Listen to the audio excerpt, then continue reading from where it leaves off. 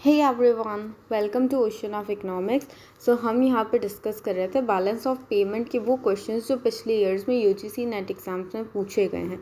बहुत ज़्यादा important questions हैं और उनसे भी ज़्यादा इंपॉर्टेंट है ये कॉन्सेप्ट्स जो इन क्वेश्चंस में कवर होते हैं। हम चलते हैं सीधा क्वेश्चन नंबर 9 के डिस्कशन के ऊपर। क्वेश्चन नंबर 8 तक हम डिस्कस कर चुके थे in the last video, so you can check if it is required. चलिए हम आते हैं, which of the following is related with optimum currency area. देखो, ऑप्टिमम करेंसी एरिया कहीं ना कहीं balance of payment and foreign trade से relate करता है, सो ये क्वेश्चन हमने यहाँ पे इंक्लूड किया है। देखो, ऑप्टिमम करेंसी एरिया क्या होता है, लाइक यूरोपियन यूनियन है, वहाँ पे क्या यूरो है, जो करेंसी है यूरो, वो पूरे यूरोपियन यूनियन में चलती है, ठीक है। तो ऑप्टिमम करेंसी एरिया वो एरिया है बेसिकली जहाँ पे एक पर्टिकुलर करेंसी, और it can be several currencies also, several यानी कि कुछ ज़्यादा करेंसी भी हो सकती है, मोर देन वन, वो करेंसी उस एरिया में चलती है, पूरे के पूरे एरिया के अंदर एक्सेप्टेड होती है। लाइक अगर हम रुपीज़ की बात करें तो रुपीज़ कहाँ चलता है, इंडिया में चलता है, एक जोग्राफिकल टेरिटरी है। बट अगर आप यहाँ से बाहर चले जाओ, आप कहीं और चले जाओ, यूरोप चले जाओ, तो वहाँ पे रुपीज़ थोड़ी चलेगा। सो दैट इज़ द थिंग कि एक ऐसा जोग्राफिकल एरिया जहाँ पे उस पूरे एरिया में वो करेंसी चलती है, एक्सेप्टेबल होती है, ओके। तो let's see the options which are given here. Optimal geographical area for a single currency, एक ऐसा ऑप्टिमल जोग्राफिकल एरिया, एक ऐसा जोग्राफिकल एरिया बेसिकली जहाँ पे एक सिंगल करेंसी चलती है। एग्जैक्टली यही चीज़ तो है कि वो एरिया जहाँ पे एक सिंगल करेंसी चलती है। सो ये ऑप्शन तो करेक्ट है। आगे देखिए, optimal geographical area for several currencies whose exchange rate are relatively packed. Several currencies भी हो सकती है वहाँ पे, सेवरल मतलब बहुत ज़्यादा नहीं, बट कुछ, इट मे बी 2-3 और समथिंग लाइक दैट, जो वहाँ पे चलती हैं। अभी बोल रहे हैं exchange rate are relatively packed. Relatively packed का क्या मतलब होता है, जैसे हम बोलते हैं $1 is equal to let suppose 70 rupee. अब इसी $1 को हम लेट सपोज येन में भी जस्टिफाई कर सकते कि येन कितने का होगा। हम बोल सकते कि यही $1 को हम यूरो के अंदर जस्टिफाई करें कि यूरो में कितना होगा। सो दैट इज़ द थिंग कि एक ही करेंसी को हम क्या करें, दूसरी करेंसी की रेट्स के साथ में पैक कर रहे हैं। पैक इन द सेंस उनका रिलेशन बता रहे कि $1 कितने येन में आ जाएगा या कितने डॉलर में आ जाएगा, डॉलर जो कितने यूरो में आ जाएगा, या किसी भी और करेंसी के वे में हम उसको बता सकते हैं। तो एग्जैक्टली ये चीज़ तो है ही है कि अगर एक करेंसी जो है या फिर सेवरल करेंसी जो चल रही है, उनकी एक्सचेंज रेट को हम बहुत सारी करेंसीज के वे में बता सकते हैं। So this is also correct, this is also correct. Single currency और the pegged currencies fluctuate jointly vis other currencies. Vis इसका मतलब होता है किसी चीज़ के रिलेशन में, है ना। यहाँ पे बोल रहा है कि single currency for the pegged currencies fluctuate jointly with other currencies. Jointly in the sense of fluctuate का क्या मतलब है, जैसे हमें पता है कि एक्सचेंज रेट्स जो होती है वो क्या होती है, फ्लक्चुएट रहती है। जैसे अगर हम बताते हैं ना कि $1 इज इक्वल टू 72 रुपी, ये कभी $1 75 रुपी हो जाता है, कभी 78 रुपी हो जाता है, कभी 70 रुपी हो जाता है। तो ये क्या फ्लक्चुएशन है। तो ये जो सिंगल करेंसी होती है जो इस एरिया में चलेगी, ऑप्टिमम करेंसी एरियाज में, ये भी दूसरी करेंसी के साथ में फ्लक्चुएट होती है, बिल्कुल होती है। So all the 3 options are correct, so all of the above would be the correct answer here. Next question पे मूव करेंगे। Which of the following is true with respect to the monetary approach to the balance of payments. देखिए, balance of payment की हमारी जो है monetary approach भी है, वो क्या बोलती है, वो बोलती है कि जो हमारी क्या बोलते हैं एक्सचेंज रेट जो है वो हमारी मनी की डिमांड और उस मनी की सप्लाई से डिसाइड हो जाती है यहाँ पे एक्सचेंज रेट, ठीक है। तो यही इसका क्या है, मॉनेटरी अप्रोच है बेसिकली। देखते हैं यहाँ पे क्वेश्चन क्या पूछ रहा है हमसे कि which of the following is true respect to monetary approach of BOP। Let's see the first option. A balance of payments deficit result from an excess supply of money in the nation। ये बोल रहा है कि balance of payment में deficit तब आता है जब एक्सेस सप्लाई मतलब क्या भाई, आपकी डिमांड तो है कम, हमारी डिमांड तो क्या है, कम है, और सप्लाई है ज़्यादा, तो इसको हम क्या बोलते हैं, एक्सेस सप्लाई। कि जब हमारी डिमांड से ज़्यादा क्या हो जाती है, हमारी सप्लाई हो जाती है। लेट्स सी है, डिमांड तो कम है और सप्लाई ज़्यादा है, मतलब सप्लाई एक्सेस में है, सप्लाई ज़्यादा है। अच्छा, इससे क्या बैलेंस ऑफ पेमेंट में डेफिसिट हो सकता है, that is the question here. Let's see. देखिए जब यहाँ पे क्या होगा, एक्सेस सप्लाई, जब हम किसी चीज़ की सप्लाई ज़्यादा कर देते हैं ना, तो हमें पता है कि उसकी प्राइस क्या हो जाती है, उसकी प्राइस कम हो जाती है। यहाँ पे हमारे लिए प्राइस क्या है, यहाँ पे है हमारी मनी की वैल्यू दूसरी मनी की टर्म में, है ना। हमारी मनी की वैल्यू जो है वो कम हो जाएगी। जैसे ही हमने अपनी मनी की सप्लाई इंक्रीज़ की, हमारे मनी की वैल्यू जो है वो क्या हो जाएगी, कम हो जाएगी। अब जब हमारे मनी की वैल्यू कम है तो क्या होगा, हमें ज़्यादा पैसे देने पड़ेंगे सामने वाली करेंसी को ख़रीदने के लिए। इसको ऐसे समझिए कि $1 इज इक्वल्स टू 70 रुपीज़ था पहले, ठीक है। हमने हमारी इकोनॉमी में क्या किया, हमारी कंट्री में, हमारी इकोनॉमी में किया, हमने सप्लाई इंक्रीज़ कर दी। जैसे ही हमने सप्लाई इंक्रीज़ करी तो सप्लाई इंक्रीज़ होते ही मनी की वैल्यू क्या हो जाएगी, कम हो जाएगी। मनी की वैल्यू कम हुई, अब वैल्यू लेट सपोज हमारी मनी की क्या हो गई, रुपीज़ की हो गई कम। रुपीज़ की वैल्यू कम हो गई तो अब हमें $1 खरीदने के लिए ज़्यादा रुपए देने पड़ेंगे, क्योंकि हमारी मनी की पावर, हमारी मनी की वैल्यू कम हो गई है। तो उसी $1 को खरीदने के लिए हमको ज़्यादा रुपए देने पड़ेंगे, करेक्ट। अच्छा, इसकी वजह से क्या होगा, इसकी वजह से ये होगा कि अब जो हम एक्सपोर्ट कर रहे हैं तो उसके अगेंस्ट में हम पहले इतना एक्सपोर्ट कर रहे थे, 70 रुपये के सामान का एक्सपोर्ट कर रहे थे और हमें $1 मिल रहा था।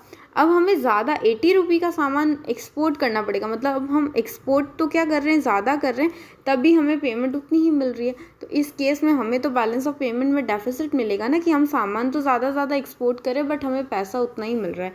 तो एग्जैक्टली जो एक्सेस सप्लाई अगर हमने कर दी मनी की, तो गड़बड़ हो जाएगी। क्या हो जाएगी कि हमारी BOP में डेफिसिट हो जाएगा, ठीक है। तो ये स्टेटमेंट तो करेक्ट है। नेक्स्ट स्टेटमेंट हम देखते हैं क्या लिखा है। अब बैलेंस ऑफ पेमेंट सरप्लस, अब सरप्लस की बात हो रही है, पहले डेफिसिट की थी। Results from excess demand of money. देखो अब यहाँ पे डिमांड की बात हो रही है। डिमांड किसी चीज़ की ज़्यादा हो गई उसकी सप्लाई से, सॉरी मैंने साइन गलत मेंशन कर दिया। डिमांड अगर ज़्यादा हो गई सप्लाई से, तो हमें पता है जब डिमांड क्या हो जाती है, इंक्रीज़ हो जाती है, तो उसकी वजह से प्राइसेस भी क्या हो जाती हैं, इंक्रीज़ हो जाती हैं। इसका क्या मतलब, इसका सिंपल सा मतलब है, $1 था लेट सपोज हमारा, वही 70 रुपीज़ में।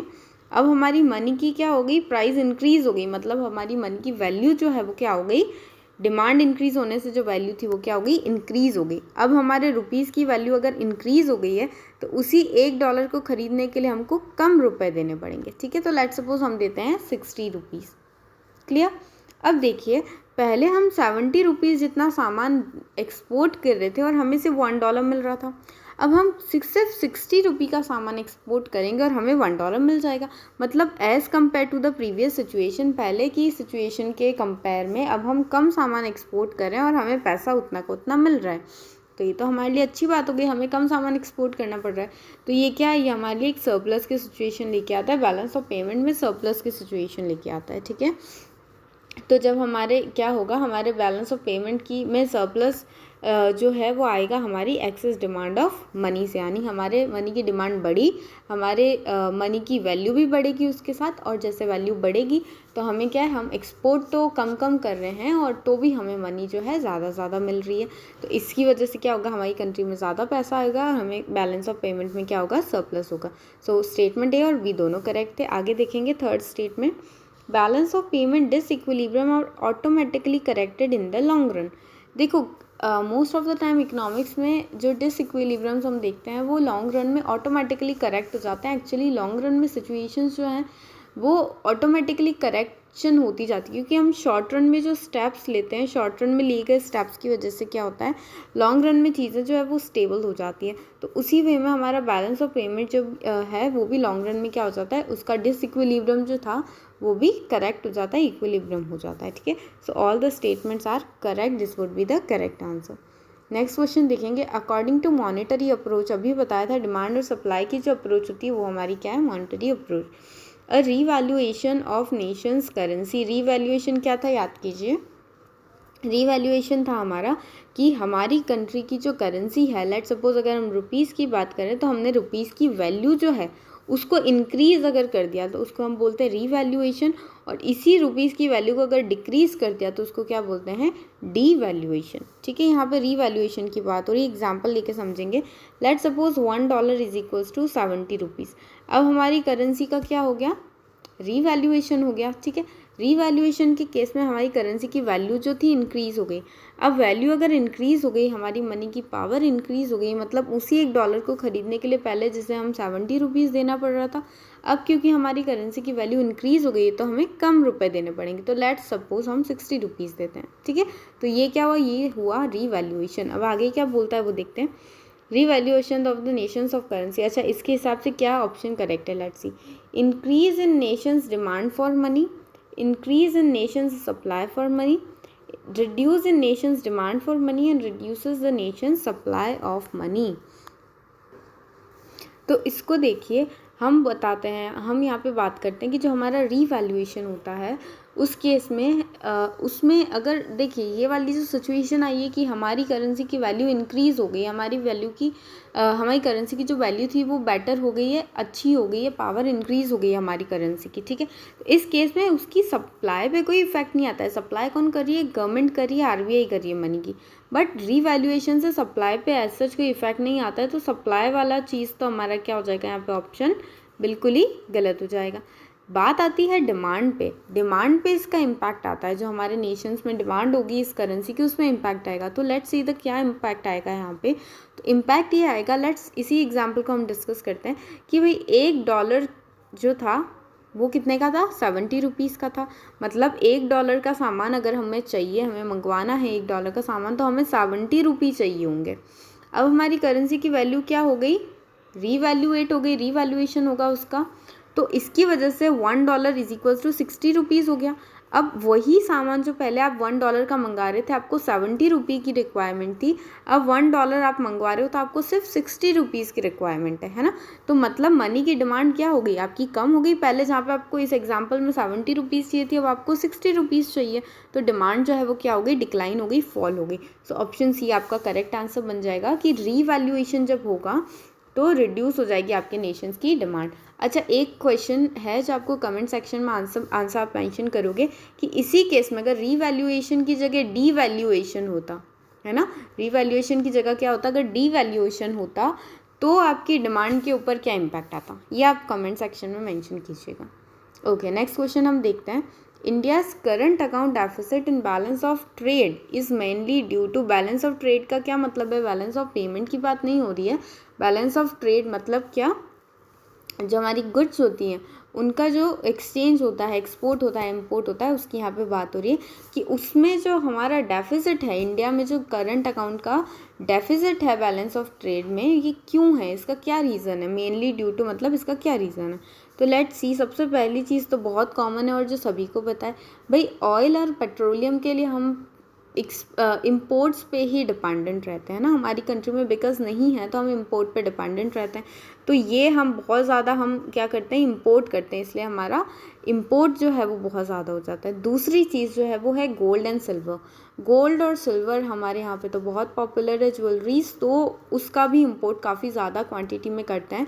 और जब हम इम्पोर्ट करते हैं तो आपको पता है क्या होता है, जो मनी होती है उसका आउटफ्लो होता है, हमारी कंट्री से बाहर चली जाती है किसी और कंट्री में।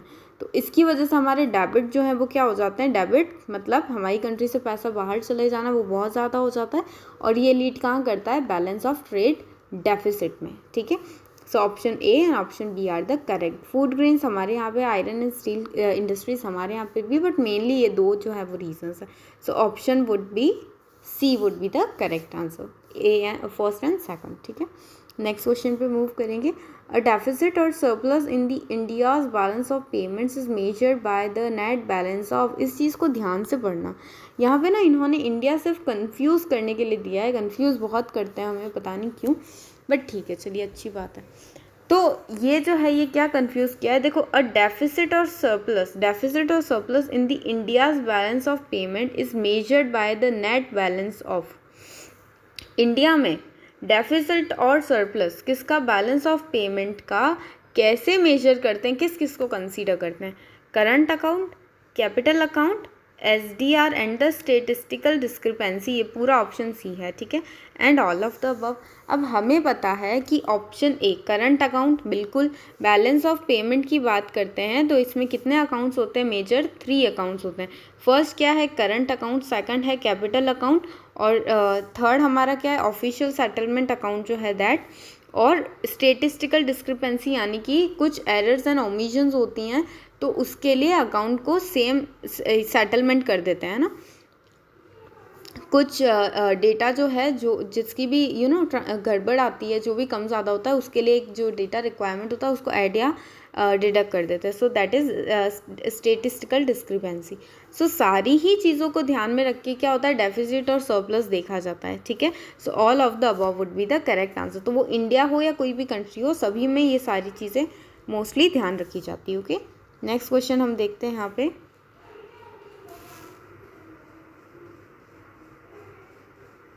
Question number 14, under a freely exchange rate system, freely exchange जहाँ पे क्या होता है, market mechanism, demand and supply की वजह से क्या होता है, फ्लक्चुएशंस होते हैं एक्सचेंज रेट में। अ deficit in a Nations balance of payment account is automatically corrected bye.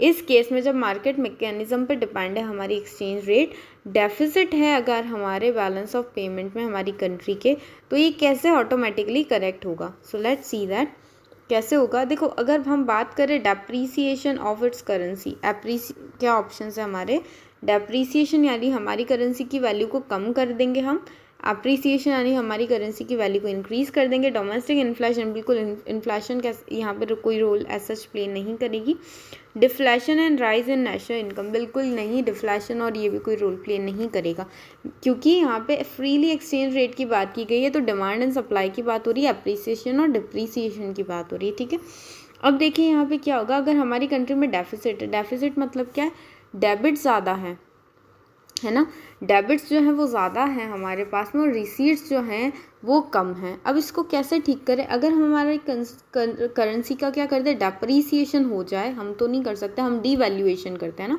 Government और आरबीआई करती है डीवैल्यूएशन, और ऑटोमेटिकली मार्केट मैकेनिज्म की वजह से क्या होता है, डेप्रीसिएशन होता है। सो डेप्रीसिएशन अगर हम कर दे तो क्या होगा, let suppose example $1 is equals to 70 rupee, depreciation कर दिया मतलब क्या, वैल्यू कम हो गई हमारी करेंसी की, वैल्यू कम हो गई तो हमें ज़्यादा रुपीज़ देने पड़ेंगे। ठीक है, ये हो गया डेप्रीसिएशन।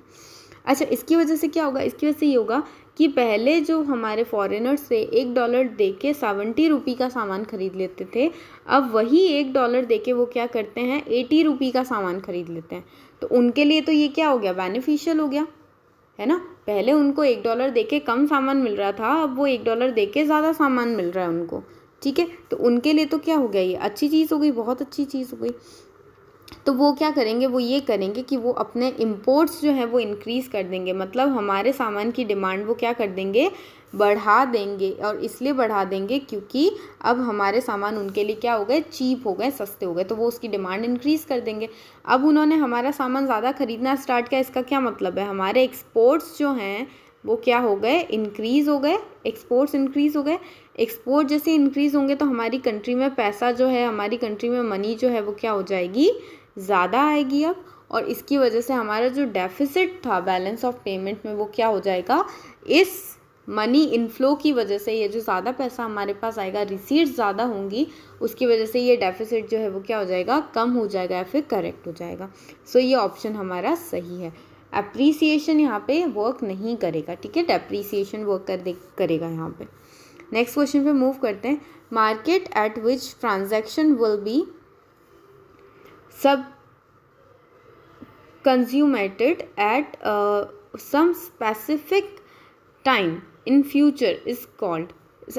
देखिए यहाँ पे बात हो रही है कि कोई ट्रांजैक्शन है जो कहाँ हो रहा है, फ्यूचर के किसी स्पेसिफिक टाइम पे।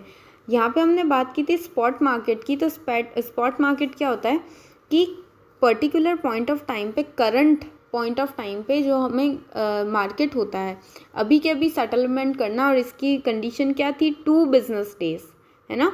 2 बिजनेस डेज में जो क्या होते हैं, 2 बिजनेस डेज में क्या होते हैं, जो ट्रांजैक्शंस होते हैं वो हमारे स्पॉट मार्केट ट्रांजैक्शंस के अंडर आते हैं।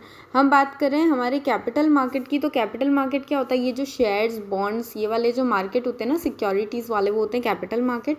बट फॉरवर्ड मार्केट क्या होता है, फॉरवर्ड मार्केट वो होता है कि भाई जो ट्रांजैक्शन है वो कब होगा, फ्यूचर में प्लेस करेगा, ठीक है, अभी उसकी बात हो गई, बट वो ट्रांजैक्शन एग्जैक्टली होगा कब, फ्यूचर में होगा। तो specific time in future, future के किसी स्पेसिफिक टाइम पे होगा, वो कौन सा मार्केट होता है, वो होता है हमारा फॉरवर्ड मार्केट, ठीक है। तो इसको ध्यान रखिएगा, D would be the correct answer. Next question, is there a balance of payment deficit then in a floating exchange rate system? अगर हमारे बैलेंस ऑफ पेमेंट में क्या है, डेफिसिट है, तो फ्लोटिंग एक्सचेंज रेट सिस्टम के लिए कौन सा सही है यहाँ पे? Let's see, the external rate of the currency would tend to fall. देखो एक चीज़ समझो यहाँ पे, फर्स्ट ऑप्शन पे हमें एक अच्छी ट्रिकी चीज़ मिली है। अगर हमारी करेंसी में क्या है, डेफिसिट है, मतलब बैलेंस ऑफ पेमेंट में क्या है, डेफिसिट है, तो इस केस में क्या होगा, इस डेफिसिट के केस की वजह से ये होगा, इस डेफिसिट की वजह से ये होगा कि हमारी कंट्री की जो वैल्यू है करेंसी की, वो क्या हो जाएगी, डिक्रीज़ हो जाएगी। देखो डेफिसिट मतलब क्या है, हमें लॉसेस हो रहे हैं। डेफिसिट मतलब क्या है, हमें क्या हो रहे हैं, लॉसेस हो रहे हैं। अब जब हमें लॉस हो रहे हैं तो इस केस में क्या होगा, हमारी कंट्री की जो वैल्यू है करेंसी की, वो क्या होगी, इंक्रीज़ तो होने से रही कि भाई हमारी कंट्री की वैल्यू जो करेंसी है वो तो बहुत अच्छी है, तो उसकी वैल्यू ज़्यादा होनी चाहिए, बिल्कुल भी नहीं। हमको तो डेफिसिट हो रहे हैं, तो हमारी कंट्री की जो करेंसी है उसकी वैल्यू कम है, और उसकी वैल्यू कम है, इसका क्या मतलब है, the external rate of the currency would tend to fall. मतलब हमारी करेंसी की जो एक्सटर्नल रेट, एक्सटर्नल मतलब बाहर, फॉरेन जो है, फॉरेन वर्ल्ड जो है, वहाँ पे हमारी करेंसी की जो रेट है, कि रेट मतलब क्या, $1 से हम तो 100 रुपये खरीदेंगे भैया, ये चीज़, तो ये रेट क्या है यहाँ पे, फॉल करने लगेगी, ठीक है, मतलब कम होने लगेगी। कि हम क्या करेंगे, हम ये करेंगे कि हम डॉलर तो कम देंगे और रुपीज़ क्या करेंगे, ज़्यादा खरीदेंगे, तो ये रेट जो है क्या हो जाएगी, फॉल हो जाएगी, ठीक है। So option 1 would be the correct answer. Next question देखते हैं हम यहाँ पे, devaluation will improve balance of payment deficit if sum of elasticity of exports and imports of the devaluating country is. बहुत इंपॉर्टेंट क्वेश्चन है यहाँ पे, और इससे काफ़ी सारे क्वेश्चंस बन के आते हैं। एक अगर हमने सुना हो कभी, तो एक आती है हमारे पास मार्शल लर्नर कंडीशन आती है, ठीक है, मार्शल लर्नर कंडीशन होती है। ये कंडीशन क्या बोलती है, ये कंडीशन बोलती है कि अगर आप अपनी करेंसी का क्या कर रहे हैं, डीवैल्यूएशन, अभी हमने डिस्कस किया ना, हम हमारी करेंसी का अगर डीवैल्यूएशन करेंगे तो क्या होगा, बैलेंस ऑफ पेमेंट हमारा थोड़ा सही हो जाएगा, करेक्ट हो जाएगा। तो ये होगा कब, ये सिर्फ तब होगा कि भाई एक्सपोर्ट और इम्पोर्ट पे भी तो कोई इम्पैक्ट आना चाहिए ना हमारे डीवैल्यूएशन का। अगर डीवैल्यूएशन का कोई इफ़ेक्ट ही नहीं आ रहा है आपकी इम्पोर्ट और एक्सपोर्ट के ऊपर, तो इसका क्या मतलब है, क्या डीवैल्यूएशन सही होगा, नहीं होगा, बिल्कुल भी नहीं होगा। तो अगर डीवैल्यूएशन का कोई इम्पैक्ट आएगा एक्सपोर्ट और इम्पोर्ट के ऊपर, तभी जाकर कुछ बात बनेगी, तभी जाके हमारा जो डेफिसिट है वो करेक्ट होगा। तो ये बोलते हैं कि एक्सपोर्ट और इम्पोर्ट का जो कंबाइन क्या है, इलास्टिसिटी है। इलास्टिसिटी समझते हैं ना हम, कि किसी एक चीज़ में चेंज कर रहे हैं, हम डीवैल्यूएशन कर रहे हैं, मतलब करेंसी की वैल्यू में चेंज कर रहे हैं, तो इसका क्या इम्पैक्ट आएगा, एक्सपोर्ट पे और इम्पोर्ट पे, मतलब इलास्टिसिटी है ना। ये इलास्टिसिटी होनी चाहिए ग्रेटर देन 1, मतलब हम डीवैल्यूएशन थोड़ा सा करें और बहुत ज़्यादा इम्पैक्ट कहाँ आ जाए, हमारे एक्सपोर्ट और इम्पोर्ट के ऊपर। तो ये दी थी कंडीशन किसने, मार्शल एंड लर्नर ने, जो बहुत फेमस इकोनॉमिस्ट थे। तो ये वाली केस है यहाँ पे। तो ये क्या बोलता है, let's see that greater than unity, greater than unity अभी लिखा था ना, यूनिटी मतलब क्या, एक, तो एक्सपोर्ट और इम्पोर्ट इन दोनों का क्या है, कंबाइन जो इलास्टिसिटी है वो ग्रेटर देन 1 होनी चाहिए, तब जाके क्या होगा, हमारा जो डेफिसिट था वो क्या हो जाएगा, करेक्ट हो जाएगा। Okay, so A would be the correct answer. Next question देखेंगे, an overvalued currency will have which of the following effects. Overvalued currency, overvalued मतलब क्या, हमारी करेंसी की हमने वैल्यू कुछ ज़्यादा ही दे दी है। मतलब लेट्स सपोज अगर हम बोले $1 इज इक्वल्स टू, अभी कितना है, लेट्स सपोज हम मान लेते हैं आज का डेट पे 72 पॉइंट समथिंग था, तो 72 है लेट्स सपोज। हम बोल रहे हैं नहीं, हम तो हमारी करेंसी की वैल्यू ज़्यादा रखेंगे, वो हमें $1 कितना कर रहे हैं, 72 रुपीज़ का सामान खरीद रहे हैं $1 देके। हम बोल रहे हैं नहीं, हमारी करेंसी की तो वैल्यू बहुत ज़्यादा है, तो आप अगर $1 दे रहे हैं तो हम तो आपको क्या करेंगे, हम आपको सिर्फ 5 रुपये जितना सामान देंगे। मतलब आप समझ रहे हो यहाँ पे क्या हो रहा है, ये दिख क्या रहा है 7:5, मतलब हमारी करेंसी की वैल्यू कम हो गई ऐसा दिख रहा है, बट ऐसा नहीं है।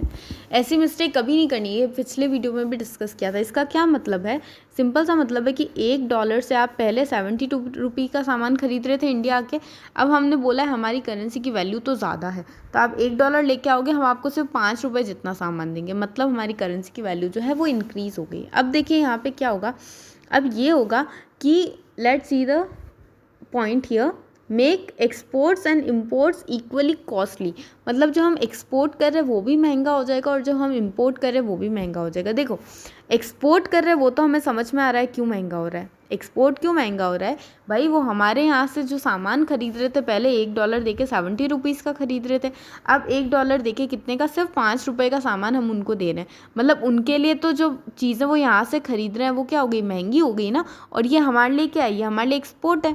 हम इंडिया से अमेरिका दे रहे हैं ना, तो हमारे लिए क्या एक्सपोर्ट है। तो एक्सपोर्ट तो महंगे हो गए, बट क्या इम्पोर्ट महंगे होंगे, आप सोचिए।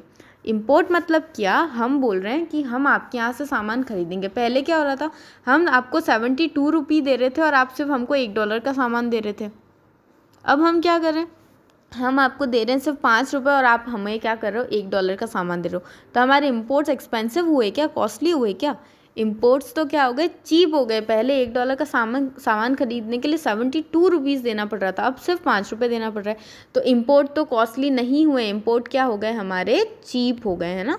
इम्पोर्ट क्या हो गए, यहाँ पे चीप हो गए। तो ऑप्शन ए तो हमारा इनकरेक्ट निकला। आगे देखिए, make exports and imports equally cheaper. अरे भाई इम्पोर्ट तो चीपर हुए हैं, बट क्या एक्सपोर्ट चीपर हुए हैं।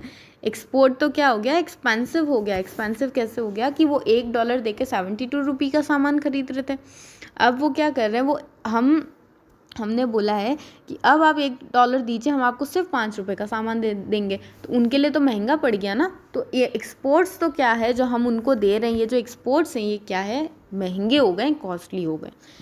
मेक इम्पोर्ट्स रिलेटिवली मोर कॉस्टली, नहीं, अभी तो बताया चीप हो गए, कॉस्टली नहीं हुए।